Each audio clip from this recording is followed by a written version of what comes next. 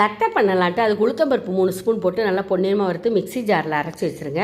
அரிசி மாவு 3 டம்ளர் எடுத்து அதையும் நல்லா வறுத்துக்கோங்க.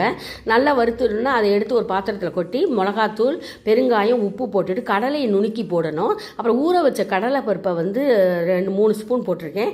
அதை 2 மணி நேரம் முன்னாடி ஊற வச்சுட்டு அதை எடுத்து போடுங்க. அதுக்கப்புறம் எல்லாத்தையும் எண்ணெய் காய்ச்சின எண்ணெயை ஊற்றிக்கணும்.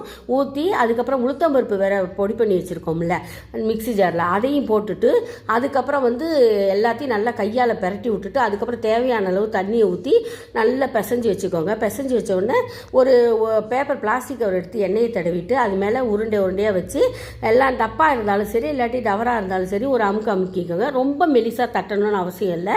சிம்மில் வச்சு பெருசாக வைக்காமல் சிம்மில் வச்சு ஒரு 5-6 போட்டு எடுங்க. எண்ணெயில் சூப்பரான மொறுன்னு தட்டை கிடைக்கும். செஞ்சு பாருங்கள். எனக்கு ஒரு லைக் போடுங்க. சப்ஸ்கிரைப் பண்ணால் பார்க்குறீங்க, சப்ஸ்கிரைப் பண்ணி விடுங்க. எனக்கு